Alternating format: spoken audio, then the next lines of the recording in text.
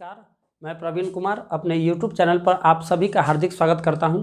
आज जो online session है उस ऑनलाइन सेशन में हम यूपीएससी, बीपीएससी और स्टेट पीसीएस के उन डिफ़िकल्ट सवालों का विश्लेषण करेंगे जो कॉन्सेप्ट पर आधारित सवाल होते हैं और बिना कॉन्सेप्ट के उस सवाल का हम सही जवाब नहीं दे सकते हैं।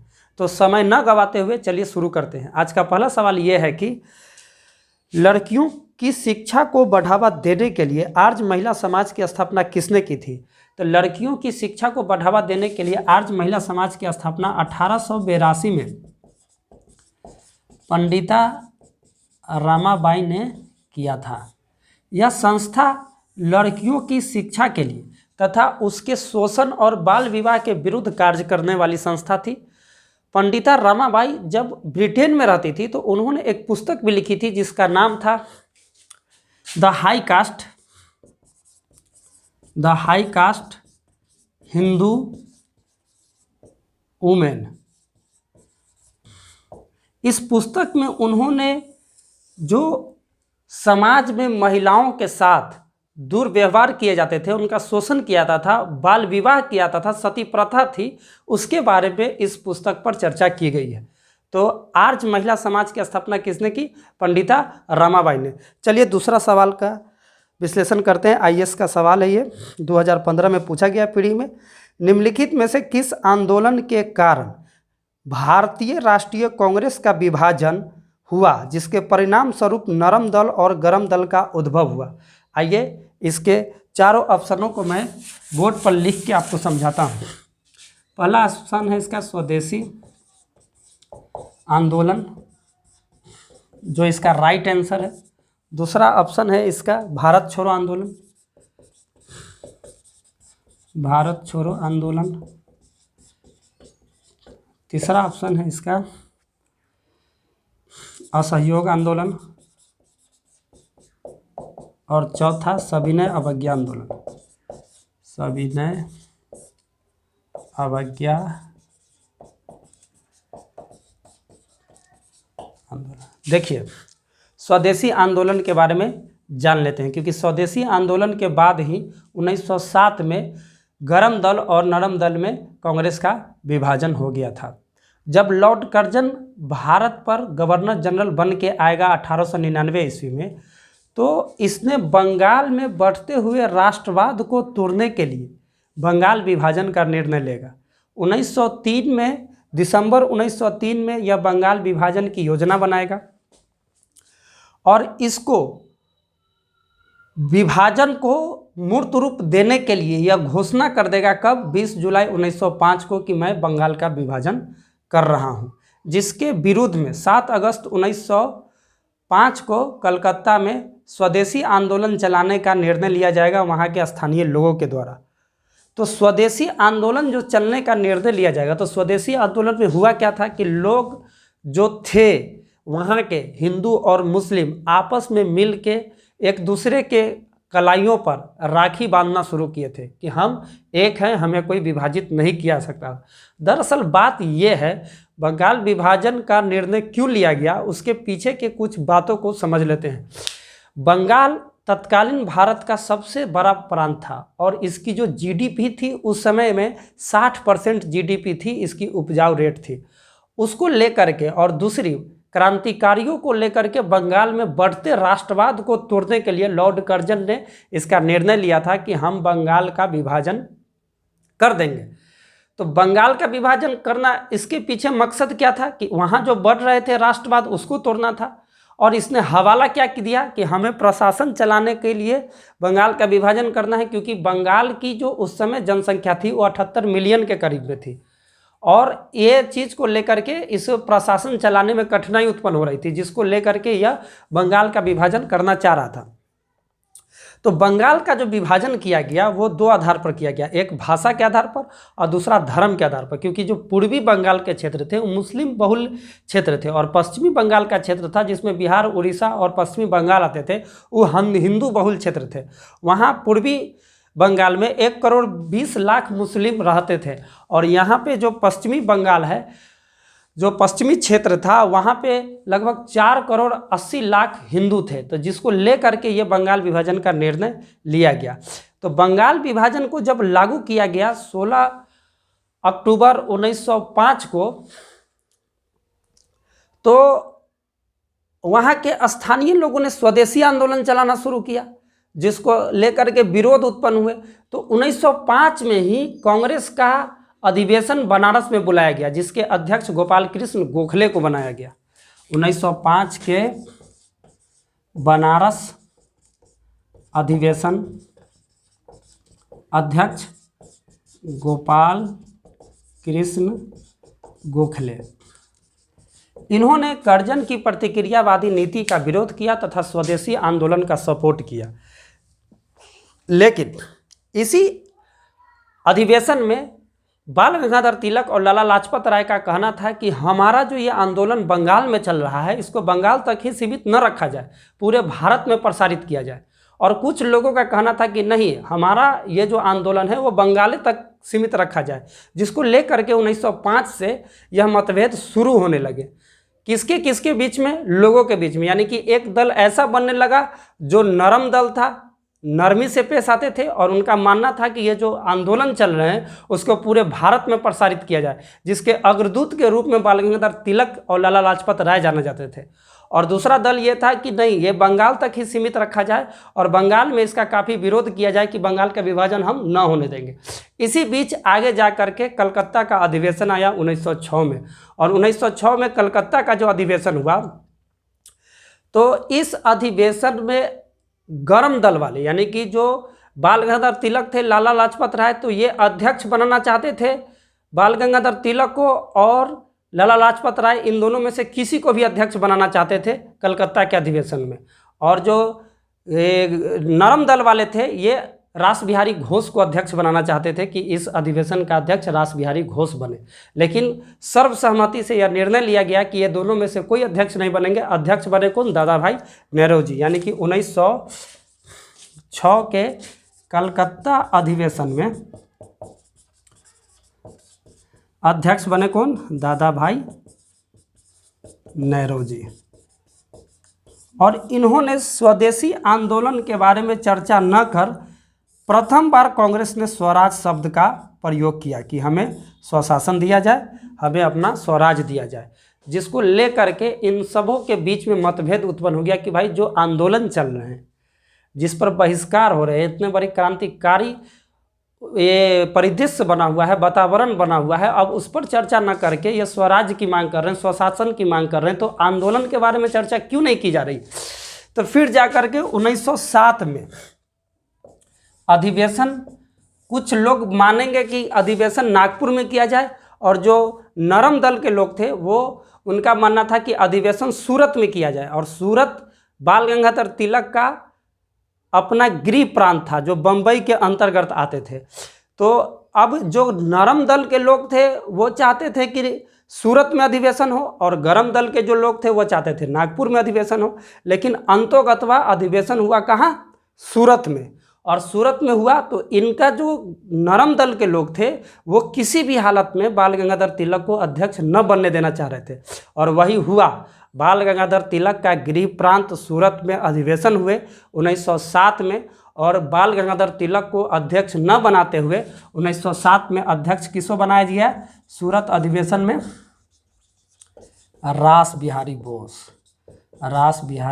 घोष को। और इस कारण 1907 में कांग्रेस का विभाजन हुआ। कांग्रेस का विभाजन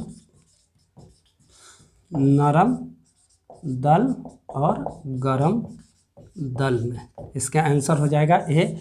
स्वदेशी आंदोलन के कारण कांग्रेस का विभाजन हो गया था 1907 में सूरत अधिवेशन में, नरम दल और गरम दल, जिसके अध्यक्ष थे रास बिहारी घोष। ये जो ऑप्शन है भारत छोड़ो आंदोलन, तो ये हुआ था 8 अगस्त 1942 को महात्मा गांधी द्वारा क्विट इंडिया मूवमेंट चलाया गया था। असहयोग आंदोलन 1 अगस्त 1920 को महात्मा गांधी ने असहयोग करना शुरू किया था, जो जाकर के 5 फरवरी 1922 को जब चौरा चौरी हत्याकांड होगा तो जाकर के असहयोग आंदोलन वापस ले लिया जाएगा। और सविनय अवज्ञा आंदोलन आपको याद होना चाहिए कि 12 मार्च 1930 को आश्रम से महात्मा गांधी चलेंगे नमक कानून को तोड़ने के लिए, और नमक कानून तोड़ने के लिए ये जाएंगे दांडी। 5 अप्रैल 1930 को दांडी पहुंच के वहाँ पे नमक कानून तोड़ेंगे और उसके बाद 6 अप्रैल 1930 से 6 अप्रैल 1930 से सविनय अवज्ञा आंदोलन की शुरुआत हो जाएगी। आंदोलन की शुरुआत हो जाएगी। आपको बता देते हैं, नमक कानून तोड़ने में नमक दांडी यात्रा में बिहार का एकमात्र व्यक्ति शामिल हुआ था, जिसका नाम था गिरिवरधर ठाकुर, दरभंगा के थे, उन्होंने इसमें शामिल है। 378 व्यक्तियों में एक व्यक्ति गिरिवरधर ठाकुर या गिरिवरधर चौधरी, कहीं कहीं नाम मिलेगा। टोटल 378 लोग इसमें शामिल हुए थे। तो ये आंसर होगा इसका क्या, स्वदेशी आंदोलन। चलिए दूसरे सवालों की ओर चलते हैं, इसको मैं मिटा देता हूँ। इस तरह के अगर कॉन्सेप्ट बनाएंगे आप तो आपसे एग्जाम में कोई भी सवाल नहीं छूटेगा। आप ऑप्शन छाट के भी आंसर निकाल लेंगे अगर आपको सवाल नहीं आएगा तो। अगला सवाल है कि निम्नलिखित में कौन सा आयोग 1857 के विद्रोह के दमन के बाद भारतीय फौज के नव संगठन से संबंधित था। ये 45वीं बीपीएससी का सवाल है। तो जब 1857 का विद्रोह शुरू हुआ, 10 मई 1857 को मेरठ से यह आंदोलन शुरू होगा, तो इस आंदोलन के बाद जुलाई 1858 में ब्रिटिश सरकार द्वारा जोनाथन पील की अध्यक्षता में पील आयोग की स्थापना की जाएगी। इसका आंसर होगा पील आयोग। अध्यक्ष जोनाथन पील ये अध्यक्ष थे। इन्हीं की अध्यक्षता में इन्होंने क्या किया कि इन्होंने ब्रिटिश सेना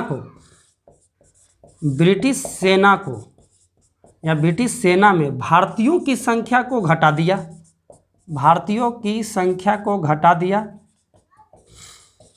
यानी कि उस समय भारत में, यानी कि 1858 में ब्रिटिश सेना में भारतीय जो काम करते थे वो 2,38,000 के करीब में था। तो इसको घटा करके 1,40,000 कर दिया। और जो ब्रिटिश सेना थे, जो उनका अपना सेना था, ब्रिटिशर्स थे, वो 40,000 थे, जिसको बढ़ा करके 65,000 कर दिया। और सेना का जो बंटवारा किया उस समुदाय के आधार पर किया, जात के आधार पर किया, धर्म के आधार पर किया। इस पील आयोग ने सेना का बंटवारा जात के आधार पर, उसके बाद धर्म के आधार पर, समुदाय के आधार पर करना शुरू कर दिया। तो इसका आंसर होगा पील आयोग। इसका जो ऑप्शन है पब्लिक सर्विस आयोग, तो पब्लिक सर्विस आयोग की स्थापना 1926 में की गई थी, ये नोट कर लेंगे। उसके बाद हंटर आयोग है, तो हंटर आयोग के बारे में मैं बता देता हूँ कि 13 अप्रैल 1919 को जालियांवाला बाग हत्याकांड हुआ था। उसमें डायर ने एकदम बुरी तरीके से इतनी गोली चलवाई कि लगभग 1000 से ऊपर लोग मारे गए उसमें। तो उस चीज़ की जांच के लिए हंटर आयोग की स्थापना की गई थी। एक हंटर आयोग की स्थापना 1882 में भी की गई थी लॉर्ड रिपन द्वारा, WWW हंटर, जो शिक्षा के बारे में अपना रिपोर्ट प्रस्तुत करना था, जिसे शिक्षा के बारे में जानकारी कि शिक्षा भारत में पश्चात शिक्षा का विस्तार किस तरह से हो रहा है और किस तरह से होना चाहिए, उसके बारे में इसको रिपोर्ट प्रस्तुत करना था। और आगे जा कर के अब है साइमन कमीशन। तो 1919 में मॉन्टेग्यू चेम्सफोर्ड अधिनियम आए थे। तो 1919 में मॉन्टेग्यू चेम्सफोर्ड अधिनियमों की समीक्षा के लिए 10 वर्षों के बाद नवंबर 1927 में साइमन कमीशन का गठन हुआ था, जो भारत 3 फरवरी 1928 को पहुंचेगा। यह साइमन कमीशन के विरोध में लाला लाजपत राय की मृत्यु हो जाएगी लाठी खा के। चलिए अगला सवाल की ओर चलते हैं। आर्थिक स्वतंत्रता सूचकांक 2020 रिपोर्ट में किस देश को सर्वोच्च स्थान आर्थिक स्वतंत्रता के मामले में दिया गया है? तो आर्थिक स्वतंत्रता के मामले में यह रिपोर्ट कनाडा द्वारा जारी की जाती है। तो इसमें प्रथम स्थान पर हांगकांग है। और भारत में जो इसका रैंकिंग आया है, भारत का जो है 105वां स्थान है भारत का आर्थिक रिपोर्ट में। यह श्रम में व्यवसाय पर आधारित यह रिपोर्ट तैयार की जाती है कनाडा की एजेंसी के द्वारा, जिसमें प्रथम स्थान पर हांगकांग है और भारत का स्थान है 105वां स्थान है आर्थिक स्वतंत्रता सूचकांक में। आगे चलते हैं। वर्ष 2020 की वैश्विक नवाचार सूचकांक रिपोर्ट में नवाचार सूचकांक की दृष्टि से शीर्ष स्थान किस देश का है? तो वैश्विक नवाचार सूचकांक में पहला स्थान है स्विट्जरलैंड का, दूसरा स्थान है स्वीडन और तीसरा स्थान है अमेरिका।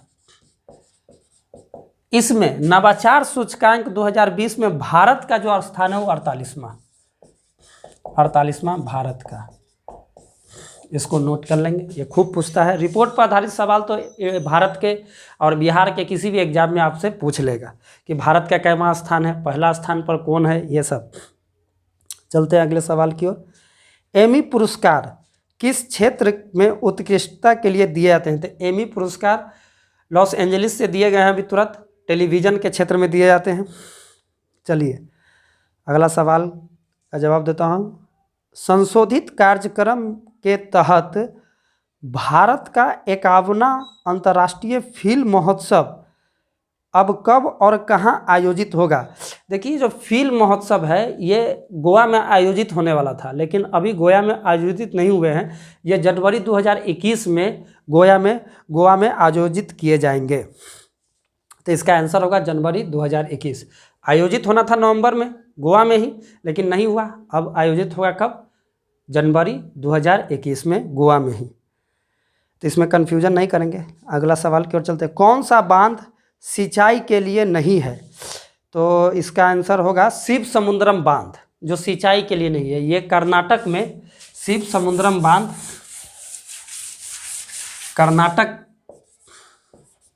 कर्नाटक के मैसूर में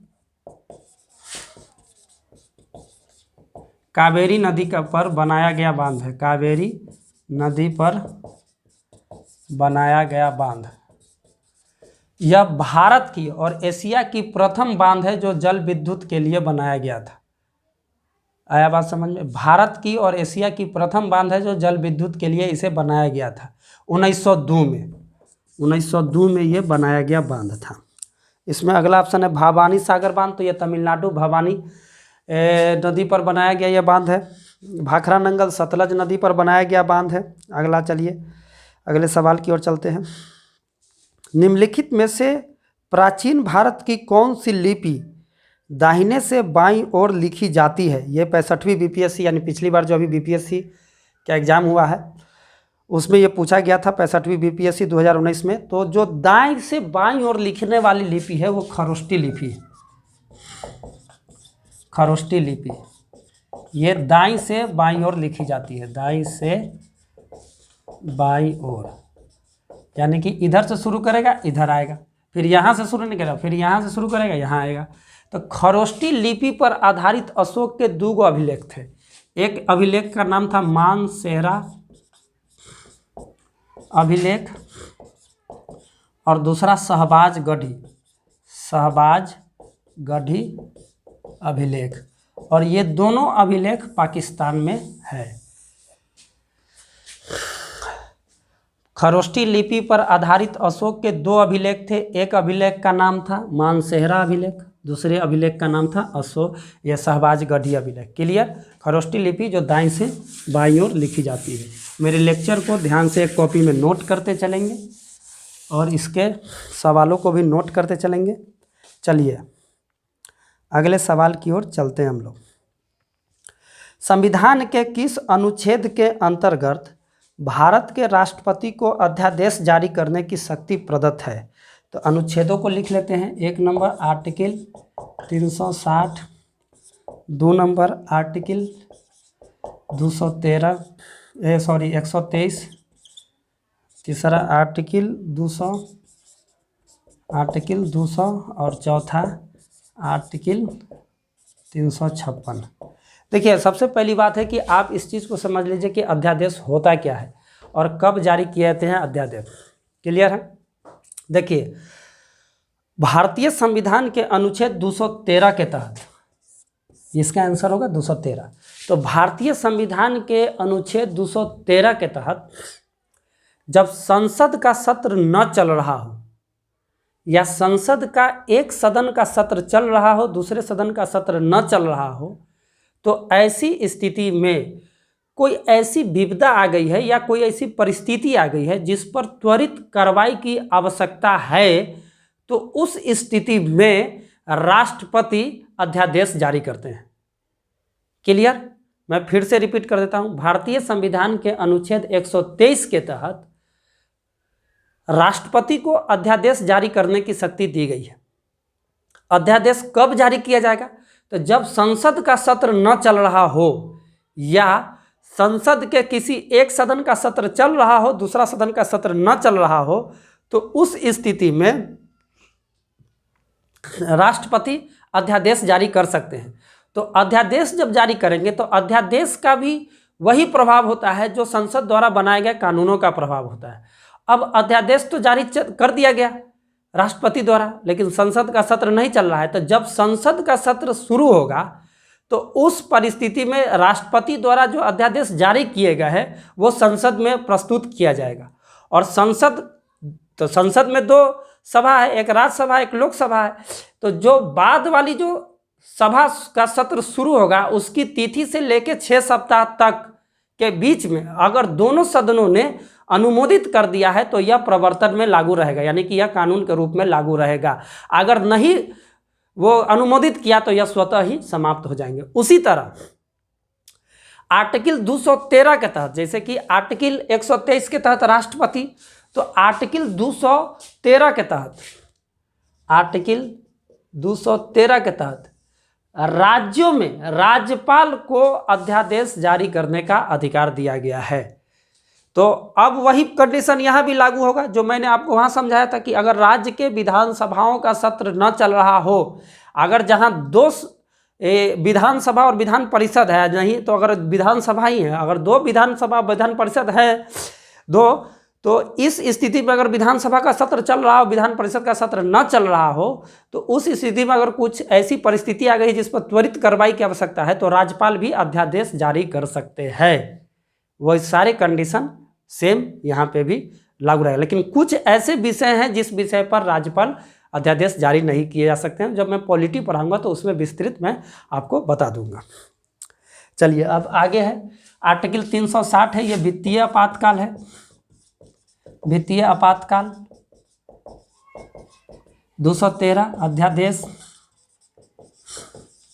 आर्टिकल 200, जब राज्य विधानसभाओं द्वारा विधेयक को पारित कर राज्यपाल के यहाँ भेजा जाता है तो ये आर्टिकल 200 के तहत भेजा जाता है।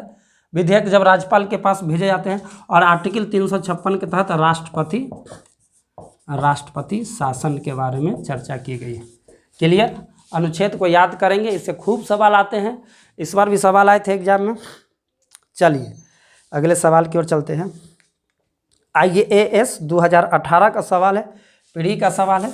इसके सवालों को देखते हैं और बहुत ही कॉन्सेप्चुअल सवाल है ये। सवाल ये कहता है कि भारत के राष्ट्रपति के निर्वाचन के संदर्भ में निम्नलिखित कथनों पर विचार कीजिए। कथन पहला एक ये है कि प्रत्येक MLA के वोट का मूल्य अलग अलग राज्यों में अलग अलग होता है। तो ये तो कथन सही है। सही में प्रत्येक MLA का मूल्य अलग अलग राज्यों में अलग अलग होते हैं राष्ट्रपति के चुनाव में। दूसरा कथन ये है कि लोकसभा के सदस्यों के वोट का मूल्य राज्यसभा के सदस्यों के वोट के मूल्य से अधिक होते हैं। जी नहीं, ये गलत स्टेटमेंट है। लोकसभा और राज्यसभा दोनों MP का मत मूल्य सेम होता है। हाँ, MLA का मत मूल्य अलग अलग होता है। ये IAS 2018 का सवाल है। इसका ऊपर वाला लाइन सही है, कथन एक सही है, केवल एक सही होगा। लेकिन इसके कॉन्सेप्ट में चलते हैं, इसके डेप्थ में चलते हैं कि आखिर क्या कारण है जो MLA का मत मूल्य अलग अलग होते हैं और MP का सभी MPओं का मत मूल्य समान होता है। तो चलिए राष्ट्रपति के निर्वाचन के बारे में चर्चा करते हैं। इसके IAS 2018 का सवाल है। देखिए, जब राष्ट्रपति का निर्वाचन की बात की जाएगी आर्टिकल 54 के तहत, तो उसमें भाग लेंगे कौन कौन? Lok Sabha plus Rajya Sabha plus state के जो MLA होंगे, स्टेट के MLA प्लस दिल्ली और पुडुचेरी, इनके निर्वाचित सदस्य भाग लेते हैं राष्ट्रपति के निर्वाचन में। लोकसभा के निर्वाचित सदस्य, राज्यसभा के निर्वाचित सदस्य, स्टेट के जो एमएलए होंगे यानी विधानसभा के जो सदस्य होंगे निर्वाचित वो भाग लेंगे, दिल्ली और पुदुचेरी के निर्वाचित सदस्य भाग लेंगे। विधान परिषद के सदस्य इसमें भाग नहीं लेते हैं। तो अब इतने लोग भाग लेते हैं तो आखिर प्रत्येक एमएलए का मत मूल्य निकाला कैसे जाता है और अलग अलग कैसे होते हैं? जो सवाल पूछ रहा है कि अलग अलग होते हैं, तो ये तो सही है कि अलग अलग होते हैं। तो देखिए इनका जो निकालने की विधि है वो राज्यों की जनसंख्या यानी कि एक एमएलए का मत मूल्य इक्वल टू राज्यों की जनसंख्या बटे उस राज्य की निर्वाचित एमएलए की कुल संख्या गुने 1/1000। यही फॉर्मूला है। क्लियर? तो अब राज्य की जो जनसंख्या होगी वो कब की होगी? अभी जो राष्ट्रपति का चुनाव होगा, 1-2 साल के अंदर में भी राष्ट्रपति का चुनाव होंगे अगले साल, तो उस साल के जनसंख्या के आधार पर निकालेंगे? तो नहीं, ये एकदम दिमाग में बैठा लेंगे कि उस साल के जनसंख्या के आधार पर राष्ट्रपति का चुनाव नहीं होगा। राष्ट्रपति का जो चुनाव होगा और उसमें जो जनसंख्या का आधार होगा 1971 की जनगणना के आधार पर, 1971 की जनगणना के आधार पर ये 84वां संविधान संशोधन किया गया था। 84वां संविधान संशोधन के तहत इसका प्रावधान किया गया 1971 की जनसंख्या के तहत। तो मान लिया जाए कि राज्यों की जो जनसंख्या है वो 1971 में कितनी थी, तो कितनी थी? तो मान लिया कि बिहार की जनसंख्या 8 करोड़ मान लीजिए, कहाँ 11,000, 10,000, लाख, 10 लाख, करोड़, 8 करोड़ और यहाँ 243। तो इसको अगर हम काटेंगे तो कितना बार में? 3 बार में। आया बात समझ में? 3 बार में, यानी कि 300 कुछ के करीब में जाएगा। ये कितना बार में निकाला हुआ है? लगभग 300 के करीब में जाएगा। 300 मैं आपको मोबाइल पे निकाल के बता देता हूँ, क्योंकि मैथ मेरा बहुत ही कमज़ोर है। बच्चे से हम मैथ से भागे हैं और जीएस मेरा मजबूत है। कहाँ 11,000, 10,000, लाख, 10 लाख, करोड़ भागे 243 यानी 329। कहाँ 11,000, 10,000, लाख, 10 लाख, करोड़, 8 करोड़ 243, ये 329 के करीब में जाएगा। ये भागे और गुने 1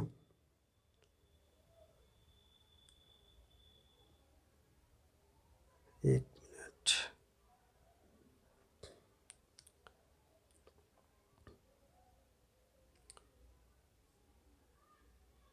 $329 यानी कि बिहार का जो होगा 329 के करीब में होगा। क्लियर है? तो ये बिहार के जो टोटल मतलब एक एमएलए का मत मूल्य 329 होगा। तो उसी तरह यूपी का निकालते हैं, ये बिहार का हुआ, उसी तरह यूपी का निकालते हैं। तो 1971 में यूपी की जनसंख्या थी 838,4905 और यूपी के एमएलए की टोटल संख्या है 403 गुने 1/1000। तो इसका जो निकलेगा वो 400, इसका जो निकलेगा एक एमएलए का 208 के करीब में। तो ये आपके यूपी के एमएलए का मत मूल्य हो गया कितना? 208। बिहार के एमएलए का मत मूल्य कितना हो गया? 329। उसी तरह अगर मान लिया सिक्किम का निकालेंगे तो सिक्किम छोटा राज्य है, छोटे राज्य की छोटी जनसंख्या है। तो इसका जो 1971 में था 20,98,43 भागे 32 गुने 1/1000। तो ये जो है इसका हो जाएगा 07। तो सिक्किम के एमएलए का मत मूल्य जो होगा वो 07 होगा। तो ये 07 जो होगा, तो अब हम ये कैसे निकालेंगे कि कहाँ का वोट किस एमएलए ने दिया है, वो एमएलए कहाँ से संबंधित है? तो जो यूपी का एमएलए होगा उसके बैलेट पेपर पर, क्योंकि आपको मैं बता देता हूं कि राष्ट्रपति का चुनाव बैलेट पेपर पर होता है, तो उसके बैलेट पेपर पर 208 अंक अंकित होंगे, जिससे यह पता चलेगा कि यह वोट जो है, यह एमएलए जो वोट दिया है वो यूपी का एमएलए है। उसी तरह बिहार के जो एमएलए होंगे उसके बैलेट पेपर पर 329 लिखा रहेगा, तो इससे यह पता चलेगा कि यह बिहार का एमएलए वोट दिया है। उसी तरह सिक्किम के एमएलए के बैलेट पेपर पर 07 लिखे रहेंगे, जिससे पता चलेगा कि सिक्किम का एमएलए वोट दिया है। तो प्रत्येक एमएलए यानी कि एमएलए का मत मूल्य अलग अलग हुआ सवाल के अनुसार, इसका पहला कथन सही है। तो अब टोटल आप देखें कि 29 राज्य और 2 केंद्र शासित प्रदेश हुए, दिल्ली और पुदुचेरी, तो 31 टोटल हुए। तो 3100 एमएलए टोटल 4120 के करीब में एमएलए होंगे पूरे भारत में। तो जिसका मत मूल्य जो होगा, इसको मैं मिटा देता हूं, आप लोग इसको नोट कर लीजिएगा वीडियो पॉज करके। तो इसका जो मत मूल्य होगा वो 5,49495। तो ये टोटल राज्यों के एमएलए का मत मूल्य निकाला गया। अब एमपी का मत मूल्य निकालते हैं कैसे, तो टोटल राज्यों के एमएलए का मत मूल्य भागे टोटल एमपी। एमपी मतलब क्या, लोकसभा और राज्यसभा के निर्वाचित मेंबर ऑफ पार्लियामेंट। तो टोटल एमपी जैसे कि 543 और 238, तो 543 और 238 बटे 781। अब इसको काटेंगे, तो इसका काटेंगे तो ये 703 आएगा। तो प्रत्येक एमपी के मत मूल्य बराबर होंगे, वो राज्यसभा का होगा या लोकसभा का होगा, वो 703 होगा। क्लियर है।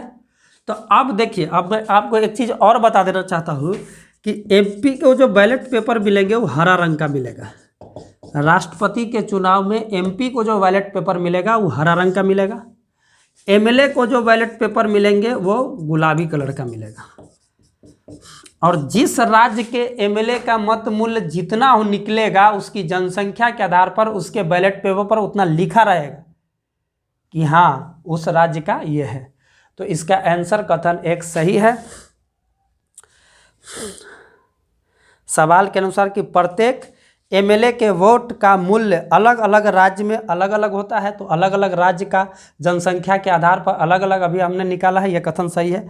लोकसभा के सदस्यों के वोट का मूल्य और राज्यसभा के सदस्यों के वोट के मूल्य से अधिक होता है, तो यह कथन गलत है। दोनों सभाओं के मतों के, एमपीओ के मतों के मूल्य समान होते हैं, 703 के करीब में होते हैं। तो इसका आंसर कथन एक सिर्फ केवल एक सही होगा, जो ऊपर वाला है। आईएएस 2018 का ये सवाल है। चलिए अगले सवाल की ओर चलते हैं। आईएएस 2009 का ये सवाल है, निम्नलिखित संविधान संशोधन में से कौन सा एक बताता है कि मंत्रिमंडल में कुल मंत्रियों की संख्या प्रधानमंत्री को सम्मिलित करते हुए लोकसभा के सदस्यों की कुल संख्या के 15% से अधिक नहीं होगी। तो 2003 में 91 संविधान संशोधन हुआ था। कौन सा संविधान, इसको मिटा देता हूँ मैं, इस सबको नोट करते चलिएगा, आप लोग नोट कर लीजिएगा कॉपी में वीडियो को पॉज करके। 2003 में 91वां संविधान संशोधन हुआ और इस संविधान संशोधन से मंत्रियों की संख्या निश्चित कर दी गई। निश्चित की कर दी गई कि लोकसभा के यानी निचले सदन के कुल सदस्यों की संख्या के 15% से अधिक मंत्री नहीं बनेंगे। पहले जय भैया के मन करे लाल बत्ती लगा के घूमे लगे कि हमारे चच्चे मंत्री, हमारे बाबुए मंत्री, मंत्री नहीं बनेंगे। 15%। अब जितना सदस्य संख्या है जो जीत के आया है, जो निचले सदन का सदस्य संख्या है, उससे 15% से अधिक मंत्री नहीं बनेंगे। अब क्या है, तो अब छोटे छोटे राज्य जहाँ 30 एमएलए हैं, 40 एमएलए हैं, जैसे सिक्किम हुआ, मिजोरम हुआ, वहाँ के एमएलए की संख्या कम है, तो उस जगह पर क्या किया गया, तो उस जगह पर न्यूनतम मंत्रियों की संख्या 12 कर दी गई। न्यूनतम 12, इससे कम नहीं होंगे, इससे ज़्यादा होंगे, लेकिन 12 से कम नहीं होंगे। यह भी सवाल खूब पूछता है कि न्यूनतम मंत्रियों की संख्या टोटल कितनी की कर दी गई है, तो 12 से कम मंत्री नहीं बनेंगे। आगे चलिए, अगला सवाल यह है कि पंचायतों के लिए कराए जाने वाले सभी निर्वाचनों के संचालन का अधीक्षण, निर्देशन और नियंत्रित निहित होता है। तो पंचायत का जो चुनाव होने वाला है अभी 2021 में, तो पंचायत का चुनाव करता है राज्य निर्वाचन आयोग द्वारा। भारतीय संविधान के अनुच्छेद 243 के तहत राज्य निर्वाचन आयोग का गठन जुलाई 1994 में किया गया। और ये जो राज्य निर्वाचन आयोग है, ये इसका काम क्या है, तो ये राज्य निर्वाचन आयोग ही पंचायत का चुनाव को संचालित नियंत्रित करती है। एकदम याद रखेंगे, भारतीय संविधान के अनुच्छेद 243 के तहत जुलाई 1994 में राज्य निर्वाचन आयोग का गठन किया गया। इसका आंसर हो जाएगा डी, राज्य निर्वाचन आयोग। अगला सवाल की ओर चलते हैं। निम्नलिखित में से कौन सा एक नदी हिमालय पार नदी है, ट्रांस हिमालयन नदी है? तो इसका आंसर हो जाएगा सतलज नदी। इसका आंसर हो जाएगा सतलज नदी। लेकिन ट्रांस हिमालयन पार जो नदी है वो 3 गो नदी है। एक नदी है सिंधु, ये मानसरोवर झील से, सिंधु नदी मानसरोवर झील से साइनो ख्वाब हिमनद से निकलती है सिंधु नदी, और भारत के लद्दाख और जास्कर श्रेणी के बीच से होते हुए पूरे पाकिस्तान को कवर करते हुए अरब सागर में जाके गिर जाती है। 2880 किलोमीटर की ये दूरी को तय करती है सिंधु नदी, जिसमें भारत में मात्र 1114 किलोमीटर की यह दूरी तय करती है सिंधु नदी। मैं फिर से रिपीट कर देता हूं कि मानसरोवर झील के साइनो ख्वाब हिमनद से निकलती है, जो लद्दाख और जास्कर श्रेणी के बीच से होते हुए पूरे पाकिस्तान को कवर करते हुए अरब सागर में गिरती है। तो इस नदी का जो लंबाई 2880 किलोमीटर, भारत में 1114 किलोमीटर की यह दूरी तय करती है सिंधु नदी। दूसरा नदी जो ट्रांस हिमालय से पार से निकलती है वो ब्रह्मपुत्र नदी। ब्रह्मपुत्र नदी भी मानसरोवर, तिब्बत के मानसरोवर झील से निकलती है, लगभग 2900 किलोमीटर की दूरी तय करती है, जबकि भारत में मात्र 916 किलोमीटर की दूरी तय करके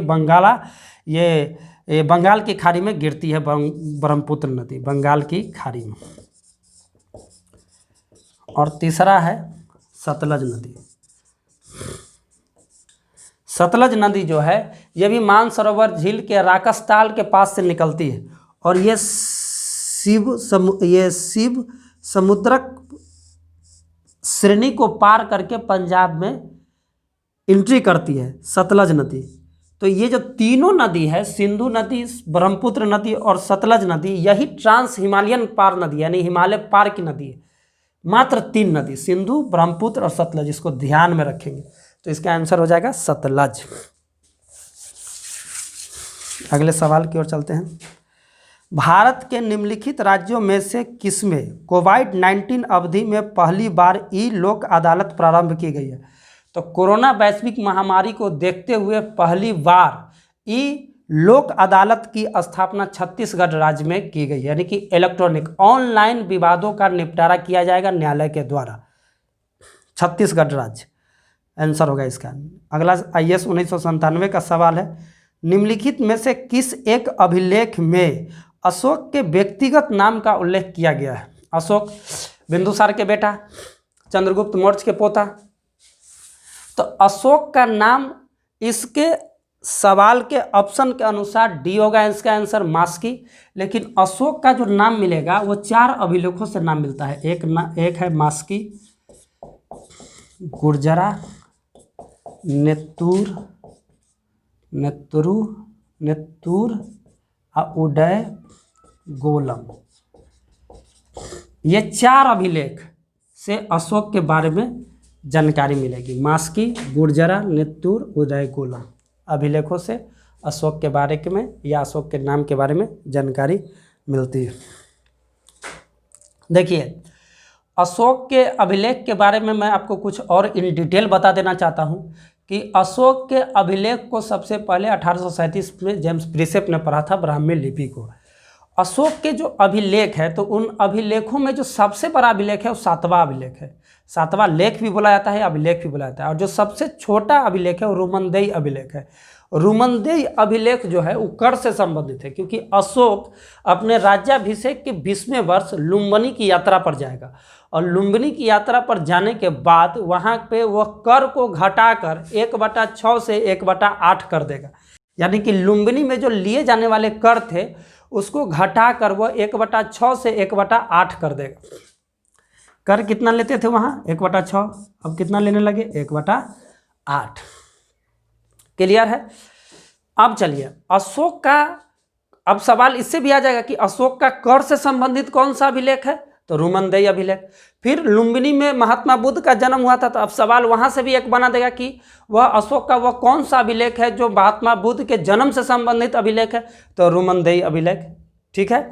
ये अगर आपसे सवाल पूछे कि अशोक के समय में अकाल जो पड़ा था उसकी जानकारी किस अभिलेख से मिलती है, तो उसकी जानकारी महास्थाना अभिलेख और सहगौरा अभिलेख से अकाल की जानकारी मिलती है। कि अशोक के समय में जो अकाल पड़े थे तो उसकी जानकारी किस अभिलेख से मिलती है, तो महास्थाना और सहगौरा अभिलेख से मिलती है। चलिए अगले सवाल की ओर चलते हैं। साइंस का सवाल आ गया। नाभिक के अलावा, ये IAS 2001 में पूछा गया सवाल है, नाभिक के अलावा कोशिका के किस कोशिकांग में DNA होता है, डीऑक्सी राइबो न्यूक्लिक एसिड। तो नाभिक के अलावा तो जो कोशिका में होते हैं DNA जो पाए जाते हैं माइटोकॉन्ड्रिया में, क्लोरोप्लास्ट में पाए जाते हैं। माइटोकॉन्ड्रिया की खोज अल्टमैन ने किया था और उसका नामकरण बेंडा ने दिया था।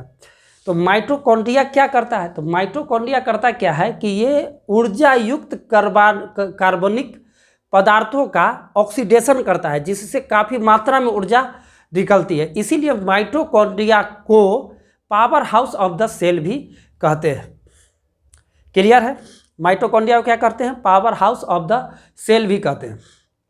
अब आइए डीएनए के बारे में एक कन्फ्यूजन बच्चों में पैदा हो जाती है हमेशा, उसका दिमाग काम नहीं करता है एग्जाम में कि डीएनए की खोज किसने किया। इस पर ज़्यादातर बच्चे आंसर मार के आते हैं वाटसन एंड क्रिक, क्योंकि डीएनए की खोज वाटसन एंड क्रिक ने नहीं किया था। वाटसन एंड क्रिक ने 1953 में डीएनए के डबल हेलिक्स का प्रतिपादन किया था कि डीएनए डबल हेलिक्स में जुड़े हुए हैं, क्योंकि डीएनए का 4 बेस होता है, एडानिन, गुआनिन, साइटोसिन, थाइमिन। तो ये 4 बेस द्विकुंडलित के रूप में जुड़े हुए हैं। इसकी खोज किया था वाटसन एंड क्रिक ने 1953 में, और 1962 में इसी खोज को लेकर के उन्हें नोबेल पुरस्कार से सम्मानित किया गया था। जबकि 1869 में डीएनए की खोज फ्रीडरिक मिसर ने किया था। ये दिमाग में बैठा लेंगे, डीएनए की खोज फ्रीडरिक मिसर ने 1869 में किया था। क्लियर है। चलिए अगले सवाल की ओर चलते हैं। अगला सवाल है बीपीएससी 2019 का सवाल है, ये 65वीं बीपीएससी में पूछा गया है कि सौर ऊर्जा एटीपी में बदलती है कहाँ, तो क्लोरोप्लास्ट में। तो सौर ऊर्जा तो एटीपी में ऊर्जा में बदलेगा कहाँ, जेकर भोजन जे भोजन लेगा सनलाइट से उसके यहाँ ना, हमारे यहाँ तो भोजन खाना बना के खाए के पड़े छे, आ हुआँ से भोजन जे सनलाइट धूप आएगा और उसको ऊर्जा मिलेगी, तो ऊर्जा कैसे, तो क्लोरोप्लास्ट ऊर्जा में बदलेगा एटीपी में सौर ऊर्जा। तो इसका आंसर हो जाएगा बी, क्लोरोप्लास्ट में।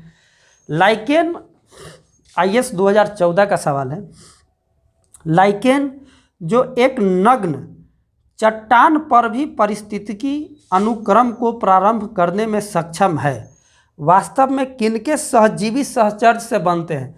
तो लाइकेन जो बनता है कवक और शैवाल के सहचर्य से लाइकेन बन जाते हैं कहीं पर भी। ये एकदम दिमाग में रखेंगे, कवक और सहचर्य। देखिए 1969 में व्हिटकर महोदय ने यह खोजा कि 5 प्रकार के जीव होते हैं, एक प्रोटेस्टा, मोनेरा, कवक, प्लांट और एनिमल। तो वो कवक और शैवाल जब सहचर्य करेगा तो सहचर्य के दरमियान ही लाइकेन बनेगा। क्लियर है। चलिए अगले सवाल की ओर चलते हैं। यूपीपीसीएस 2016 का सवाल है, मिर्च की तीक्ष्णता का कारण है। तो मिर्च की तीक्ष्णता कैप्साइसिन की उपस्थिति के कारण मिर्च की तीक्ष्णता होता है। देखिए इसके जो आपके ऑप्शन है इसमें है लाइकोपीन, दूसरा नंबर में है कैप्साइसिन, तीसरा नंबर में है कैरोटीन, चौथा नंबर में है एंथोसाइनिन। आइए इसको समझते हैं। तो ये लाइकोपीन जो है ना, ये टमाटर में पाया जाता है, टमाटर में लाइकोपीन। कैप्साइसिन के कारण मिर्च तीखा होता है, ये मिर्च में पाया जाता है। कैरोटीन जो है ये गाजर में पाया जाता है। एंथियोसाइनिन जो है ये सेब में जो लाली पड़ जाती है, जैसे कि आप सेब काटे, सेब चिबा रहे हैं और जो सेब बचा हुआ हाथ में जो उजला है उसके ऊपर के सरफेस पर आप देखेंगे कि लाल लाल कुछ ऐसा हो गया है। तो वो किस कारण होता है लाल लाल? तो ये एंथियोसाइनिन के कारण सेब में लाली आ जाती है, सेब में लाली आती है एंथियोसाइनिन के कारण। यूपीपीसीएस 2016 का सवाल है। आगे चलते हैं। 47वीं बीपीएससी 2003 का सवाल है कि जीवन चक्र की दृष्टि से पौधे का सबसे महत्वपूर्ण अंग क्या है? तो इसमें ज़्यादातर बच्चा जड़ मार के आता है। अरे जड़ से जीवन थोड़ी चलता है, जीवन की अगली पीढ़ी जो चलेंगे वो सहजड़ से चलेगा। तो पुष्प जो होता है वो जीवन चक्र की दृष्टि से पौधे का सबसे महत्वपूर्ण भाग होता है, क्योंकि पुष्प में एक पुंकेसर और स्त्री केसर पाए जाते हैं जो सहचर्य के दरमियान एक नए पौधे का जन्म करते हैं। चलिए, प्याजों के छिलके उतारने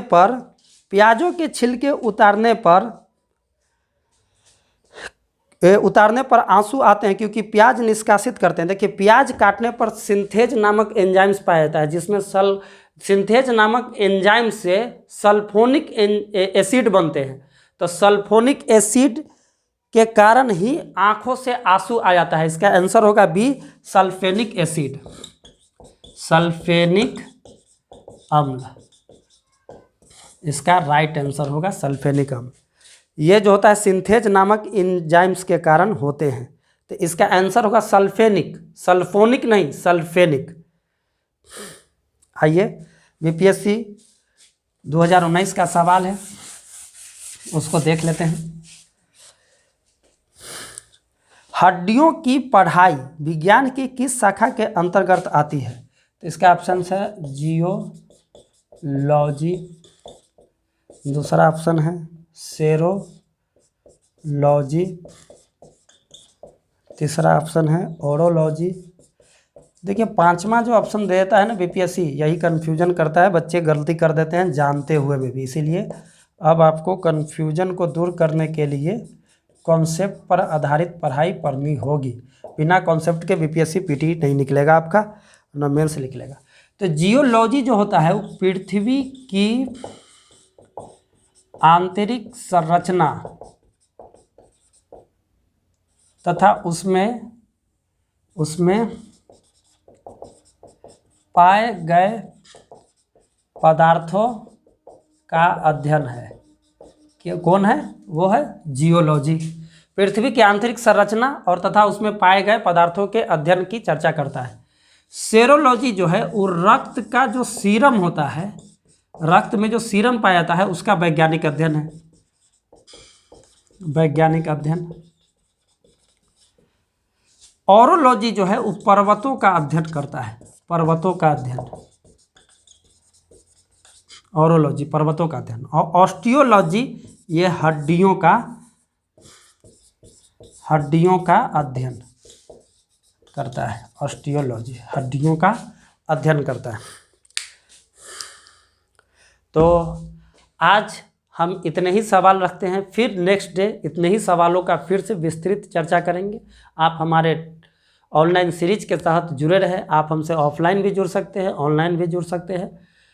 तब तक के लिए धन्यवाद। जय हिंद, जय भारत।